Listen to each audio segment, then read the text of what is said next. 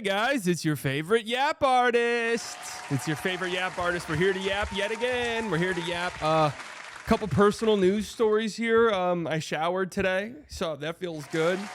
I like the idea of like this is for sure somebody's first time watching this channel. We're gonna talk about basketball here in a bit, and they just hear this guy showered today. Like, that's a big deal. Well, I broke my ankle, right? And let me just say, showering's been very difficult. The reason why I bring up me showering, I've been showering, but what makes this shower different than previous showers, this is how boring my life is right now, that showering is like a big moment of my day, is it's very difficult to stand in the shower. I've had to put a chair in there, and I feel like a geriatric fuck. And it was incredibly humiliating just sitting in that chair showering. I nearly had a breakdown. I'm not going to lie to you guys. I was sitting there like this. This is literally my life. Guys, as of the time I'm recording this, I'm supposed to be on a plane. I'm supposed to be on a plane to London. And here I am talking about a Bleacher Report article. I wanted to go over, it's funny because I was in the process of working on this, like putting together a compilation of some of the best Game 7 moments that I can at least remember. And thank God Bleacher Report did it for me. So I don't have to do it. They did all the work for me. Thank you, Bleacher Report, so much. I just also wanted to give a brief, like, looking back on this list of Game 7s that we've had across the history of the NBA, how many have we had exactly? 40? No, that can't be right. 155 Game 7s. So I'm guessing tomorrow night, Game 7, Thunder Pacers, NBA Finals, will be the 166th. How many of those were in the finals? Does it say how many of those? It does not appear so. But anyways, finals Game 7, I mean, historic stuff. Now, it's interesting, and I've talked about this before, looking back on the recent history of Game 7s hasn't really been good, right? Obviously, we had Thunder Nuggets this year. That was a huge blowout. You had Warriors Rockets this year. That was also a blowout. Nuggets Clippers this year. That was also a blowout. Clippers completely and totally folded and looked like they didn't give a shit. Timberwolves Nuggets last year was a fun Game 7. It featured a collapse by Denver. Rudy Gobert hit a post fadeaway that would have been like the equivalent of a cannonball going directly through that chest cavity and exiting out the other side. Cavs Magic was pretty good if memory serves me correctly. But you notice it's a lot of blowouts. You had the Celtics and the Heat in 2022. That was a good one. Mavs Suns was funny for its own reasons, but not a good game.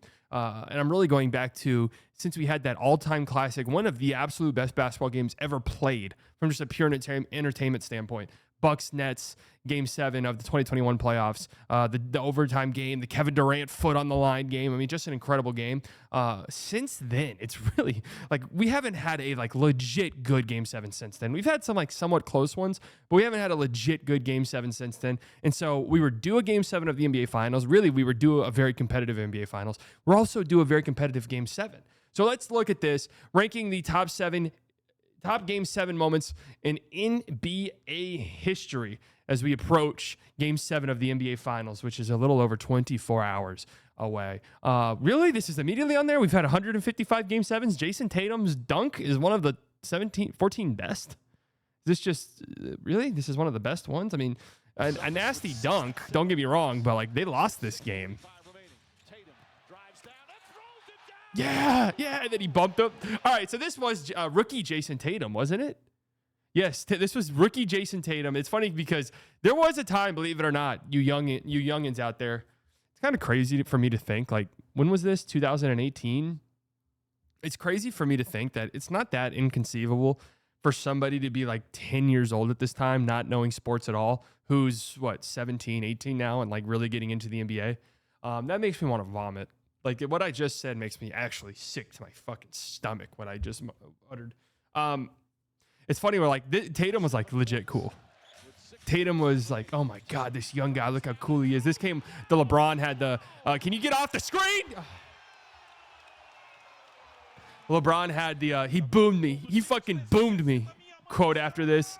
It's funny because this sparked the whole, like, he's only 19 jokes that only recently phased out. Like those jokes were still going around recently. Was this really a top moment, Game 7 moment ever though? I don't know.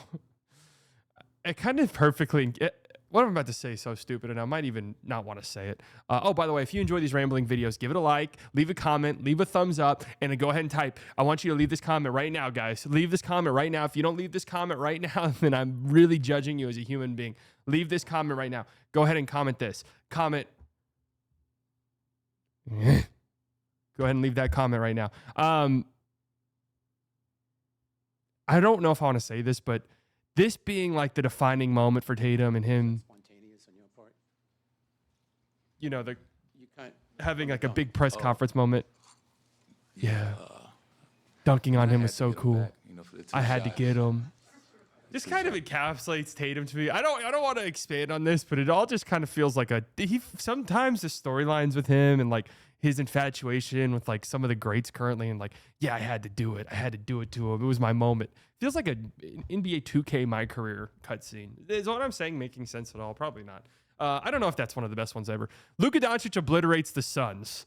So this one is like, I think I could see this being an iconic Game 7. The game wasn't good, but going on the road, the Mavs were heavy underdogs entering this series, and Luka comes out and just obliterates Phoenix, outscores them in the first quarter, I believe. And I think he scored as many points as Phoenix did as a team in the first half. 37 in the first half, wasn't it? The score's 57-27. At halftime? Wait, the Suns only scored 27 points at halftime? Was that really that big of an ass whooping? Jesus. Yeah, he did. It was 27. And this play right here. And this was a great call by Reggie Miller. This was a great call. Under a minute to go here in the first half. Stunning. 27-point lead. Down goes Johnson. 3. Oh, no, he didn't. They're shredding him. Oh, no, he didn't. Yeah.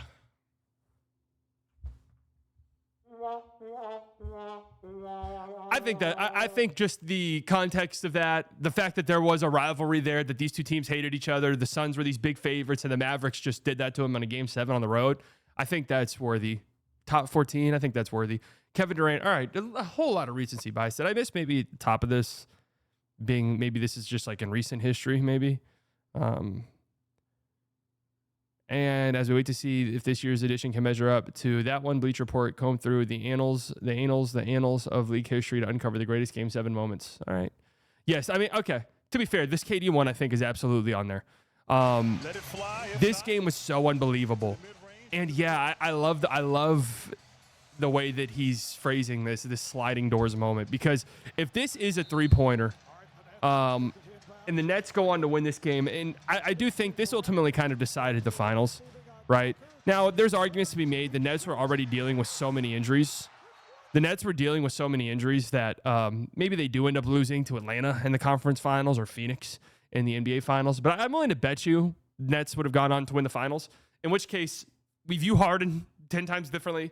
We view KD much differently. And who knows? Like, that Brooklyn team might still exist. That Brooklyn team might still be going. With the guys, Kyrie, Harden, and KD, I'd say probably not. But it is interesting to think about what would have transpired otherwise. And also on the flip side, if the Bucks don't win the ring this year and, and we just say things stay the same and then they're just destroyed by injuries the rest of their playoff runs and don't even make it out the first round. Is that right? No, they did make the conference finals the following year, right? In that game they lost to the Celtics. Giannis is probably on a new team at this point. Like, it's just kind of crazy to think about. Chris Paul sends the Spurs home. So again, we're being very, very recent. All of these are within the last 10 years so far. This was insane, though. Chris Paul on a bum hamstring. Literally could barely walk. This was an all-time great game. But, yeah, Chris Paul on a bum hamstring. Taking out what was a juggernaut Spurs team at the time. Absolutely insane. Doing it on one leg. Like, let's get to the game-winning floater that he hit. Young Steve Ballmer.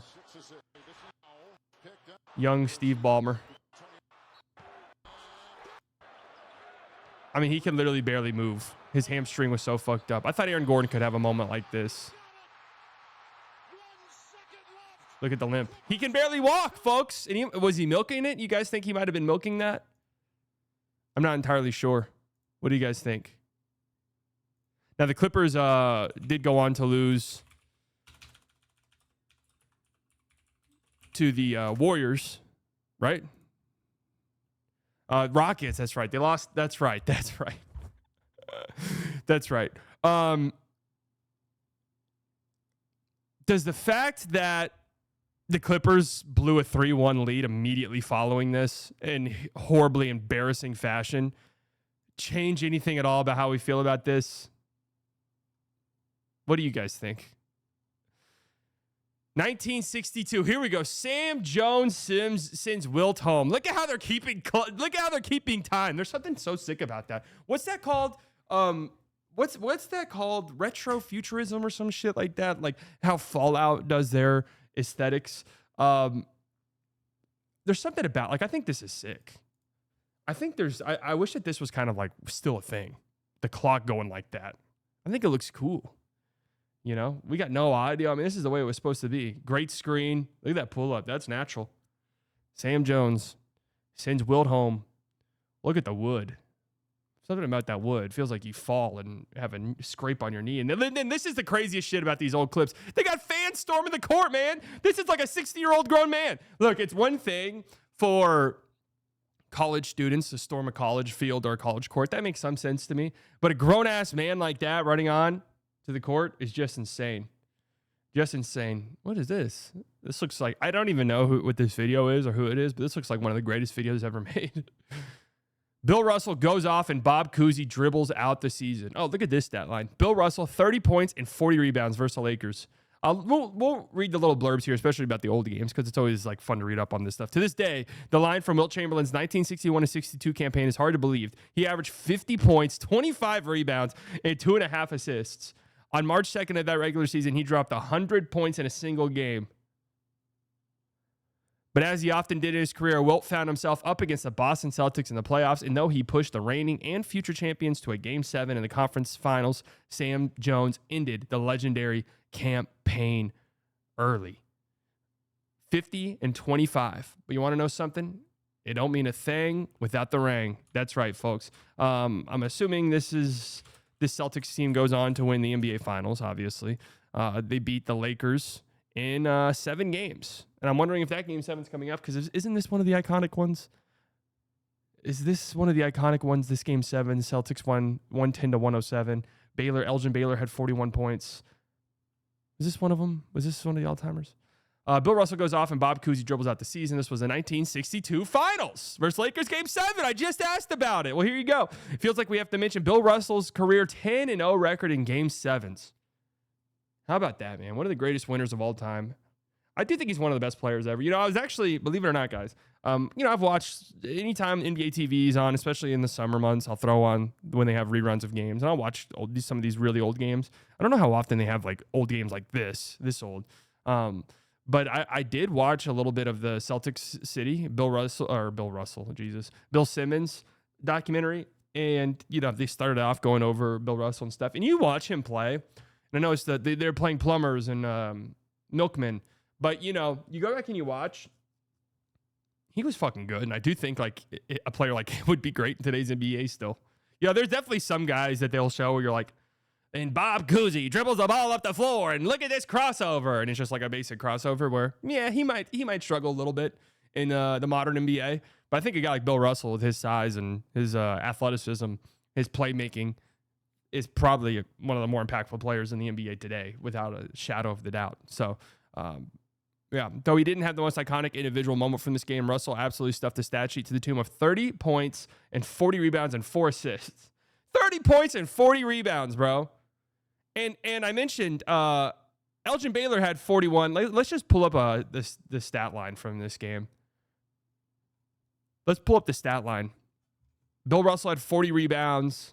Elgin Baylor had 41 and 22 on 40 shots. Chucker. I'm just saying it. With the Lakers down 3 and the clock winding towards 0, Cousy put on a dribbling exhibition around half court to avoid contact and steal attempts. Let's see it.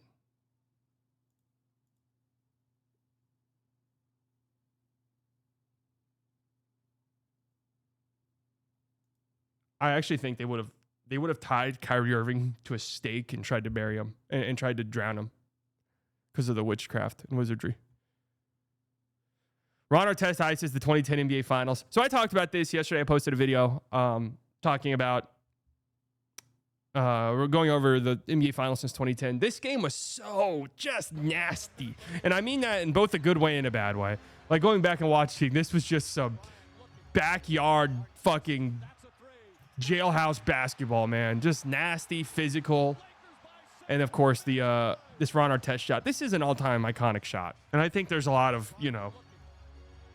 Kobe getting another ring, the back-to-back, just sort of cementing Kobe and Phil Jackson as just their own sort of entities beyond the supporting cast that they had. This Ron Artest 3, the iconic post-game presser. He passed me the ball. He passed me the ball. That Lakers team was stacked. I know that, like, obviously Kobe didn't have Shaq, but that team was just loaded with really fucking good role players, top to bottom, and of course a star second guy in Pau Gasol. But yeah, this game, I kind of urge you guys to go back and watch this game if you haven't recently, because it was just such a rock fight. Such a rock fight. Okay, I was actually wondering if they're going to have this, because in my research, I was like doing, and I was going to put together my own list. This one was on there for sure. This is one, they had this game on one time during a summer. I was visiting my dad in Arkansas, and I was just laying down, bored, put on NBA TV, and they played this game, and I was in fucking awe of what I was watching. The 1988 Eastern Conference semifinals, Dominique Wilkins had 47 points, I think is what he ended up with. Is that right? Yeah, Dominique Wilkins had 47 points. Larry Bird scored 20 points in the fourth quarter. These two just going back and forth. Larry Bird putting on a fucking shot-making clinic. The Celtics would go on to lose to the bad boy Pistons in the next round. And I want to say, I'm not sure from this moment forward, what was this, 1988, I don't think Dominique Wilkins made it past the second round in any of his seasons after that. He was 28 years old, and yeah, never made it out of the first round after that. Isn't that kind of insane to think about, right? And at this time, it was the Cuban highlight reel. Definitely talked about as a top 3 player in the league, I would say, 100%, around there. But this is like, I recommend, I can't show the full 8 minutes here, but I recommend you guys go and watch this, because it is pretty iconic shit. And I've got to take, and I want you guys to know, when you watch old tapes like that, clips like this, and it feels really, this feels, you really feel it in the 90s. I'm sure we'll get some 90s clips here coming up. But part of what makes the aura so special about clips like these is the shitty quality. Like people say, it was so much louder. No, I think it's because the audio quality is so fucking bad at this time that it sounds better. And that like you get the distortion and the peaking. It makes it sound better and it makes it sound louder. I think we've gone too far. I really do. I think things are too high quality. I think this is kind of, maybe not here, maybe a little bit better, maybe early 2000s is where we're supposed to be. Right? Where we're supposed to be. Mario Elie's kiss of death 3-pointer. Kobe is far from the only superstar who needed a little help during a title run in 1995. A couple rounds before they ultimately won the finals, the Houston Rockets were forced to 7 games by the Phoenix Suns in the series decider. Hakeem Olajuwon made fewer than half his shot attempts and had more turnovers, 5 than assists. Hakeem Olajuwon needs to step up. Kenny the Jet Smith. The kiss of death. What a different time, huh? This Rockets team was like ahead of their time with their 3-point shooting. And I honestly want to go back and I'd be interested in looking at I'm actually interested in going back and looking the Junkyard Dog. I'm actually interested in going back and looking just how many threes they shot as a team. Mario Elie was 43% from 3 that year in the playoffs on 3 attempts. That's like, holy fuck, this guy's one of the greatest shooters we've ever seen. Like, this is actually insane. They ranked first overall in 3-point attempts per game. I want you guys in your head to guess. Guess how many they attempted. First overall that year in 3-point attempts. And I kind of want to say they were like so far and above everyone else. I could be wrong there. But they averaged 21 3-point attempts per game. And that was far and away the most. So, like, in that game 7 against the Suns, how many threes did they shoot as a team there? Let's see. Let us see. They shot 17 and 35%. Kiss of death. This was like, he was way ahead of his time with the emotes, huh? Way ahead of his time with the emote package here.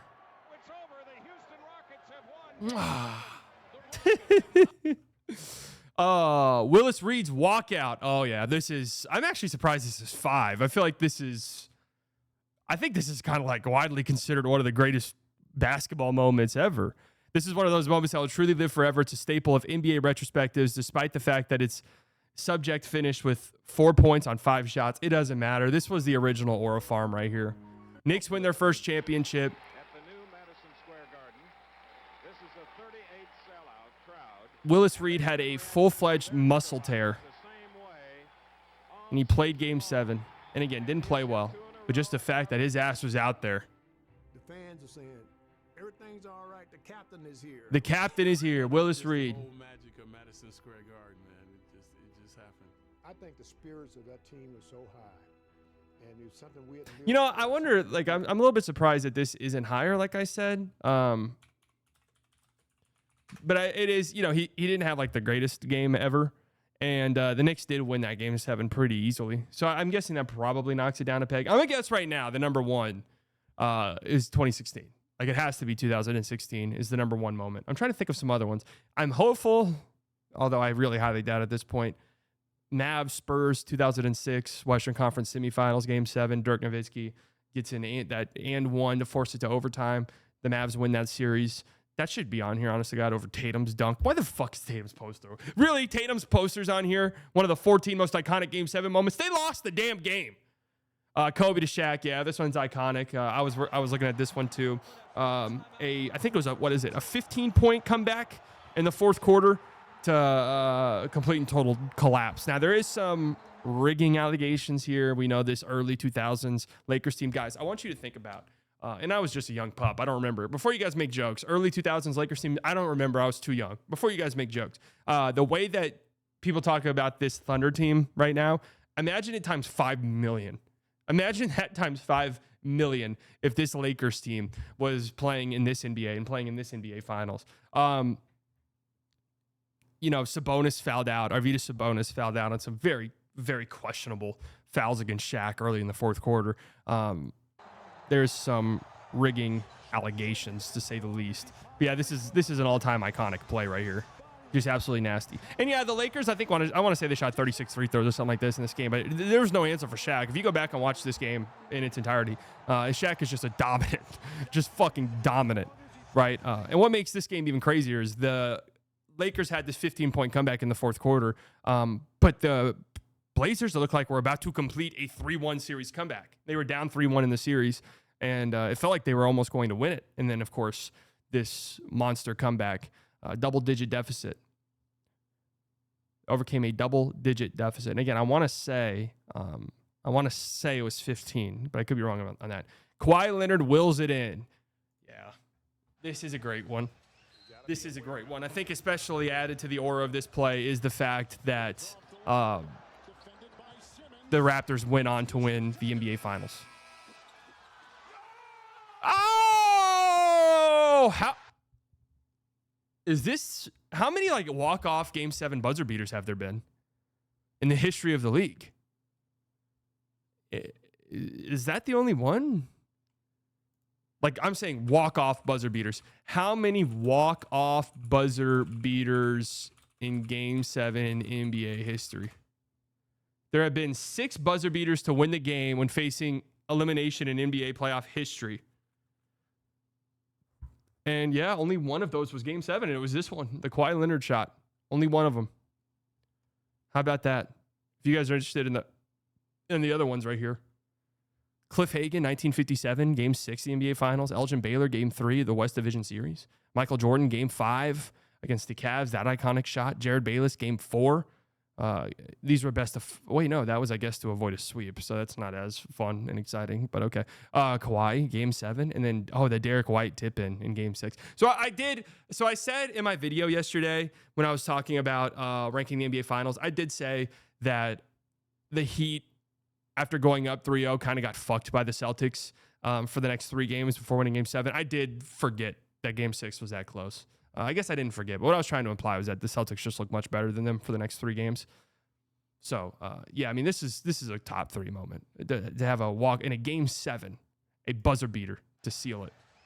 And who would have thunk this was by far the closest Joel Embiid? This was 6 years ago. By far the closest Joel Embiid has been to making it to the conference finals. Has not gotten closer than this. Crazy. What a crazy-ass game. Havlicek stole the ball in 1965 Eastern Finals, long before streaming high-definition videos and countless cameras that were all over every arena in the NBA. Moments were often made by the broadcasters who called the games. And in Game 7 of the 1965 Eastern Finals, Johnny Most may have given us the single most famous line in NBA broadcasting history, despite 30 points and 32 rebounds from Wilt. You know what I'm saying? Like, these stat lines don't even register. When it's like, yeah, and it was just another run-of-the-mill night for Wilt Chamberlain, who had 46 points and 44 rebounds. With just 5 seconds to play, Boston was up 1 on the Sixers. There's 5 seconds to play, but Philly had the ball under its own basket with a chance to win the contest, knock out the juggernaut Celtics and advance to the finals, but John Havlicek tipped the inbound pass and sealed the victory for Boston. I mean, this is an iconic moment. If you haven't seen this. Again, tell me there's not some aura there with those clocks. Silver, hit me up, man. Hit me up. Seriously.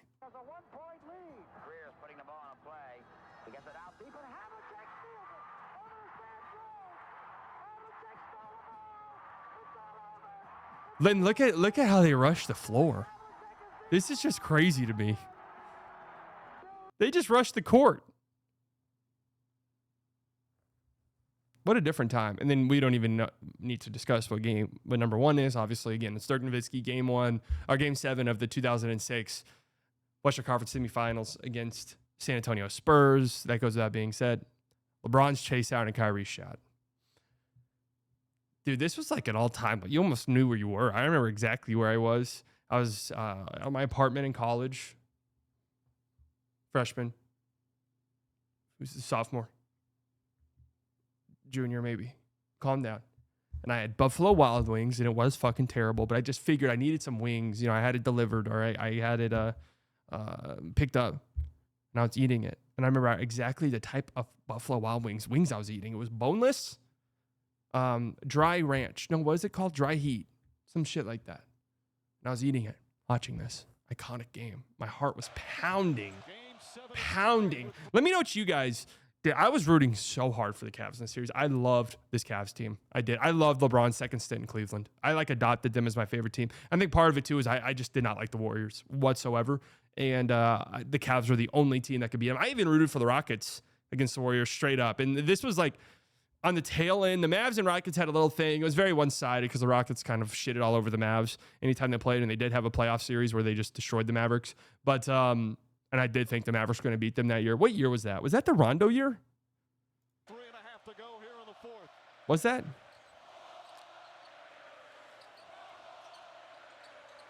Green back to Thompson. 4.7 out. That's a real challenge for the 89 to 89. 1 minute left. Game 7s feel like they're always like this.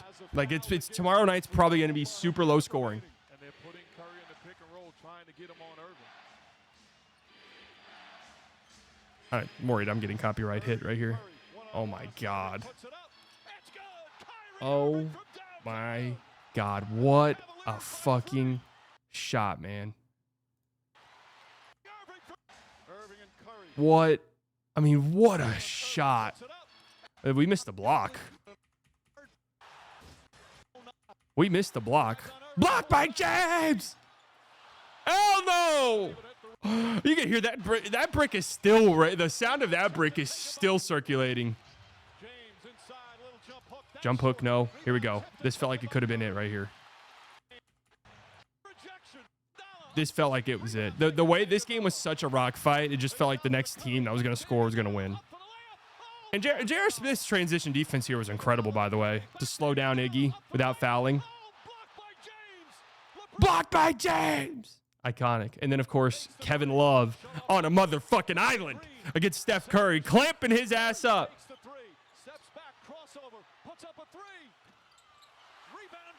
That would have tied the game. And then there's an often like under-discussed moment here where Kyrie almost blows it. I mean, I'm not entirely sure what Kyrie was doing right there. And then, honestly, so to make all of these iconic moments better, the block, the shot by Kyrie, Kevin Love's defense on an island, which deserves so much praise because he clamped up Steph Curry. If LeBron punches this dunk home, if LeBron punches this, exclamation mark. I mean, I don't know if any game ever even comes close.